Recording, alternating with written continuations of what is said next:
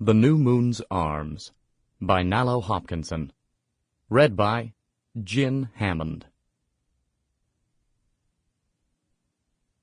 Uncle Time is an old, old man. All year long him wash him foot in the sea, long lazy years on the wet sand, and shake the coconut tree dem quiet like with dem sea wind laughter, scraping away the land. Dennis Scott, Uncle Time. Chapter 1. A crowd had gathered around Mrs. Winter.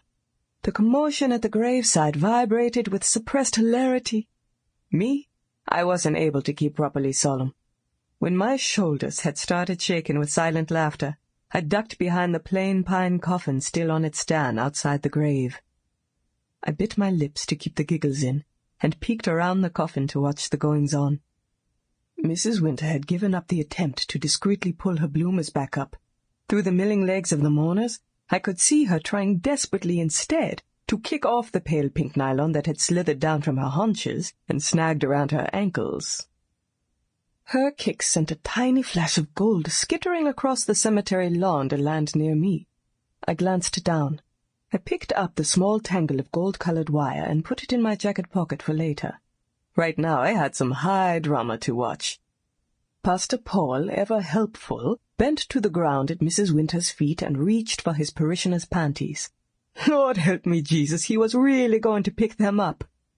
But he drew his fingers back. He looked mortified. Maybe he was thinking how the panties had recently been snugged up to Mrs. Winter's naked flesh. I thought my belly was going to bust. I was trying so hard not to laugh aloud. I bet you Dada would have laughed with me if he wasn't in that coffin right now. Mrs. Winter got the tip of one of her pumps caught in the froth of pink nylon. She cheeped in dismay and fell heavily to the ground. Lord of mercy!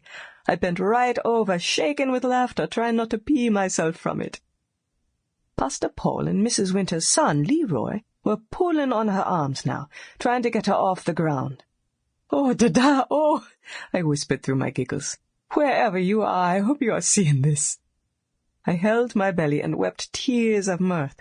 Serve the old bat right for insulting me like that. Not a day went by at work that she didn't find some sly way to sink in the knife. She had to do the same thing at my father's funeral, too. Mrs. Winter was halfway up. She had one arm hooked around Leroy's neck, and Pastor Paul was pushing her from behind. A few of the mourners asked her if she was all right. "Oh, my God," was all she said. "Oh, my God." Sample complete. Ready to continue?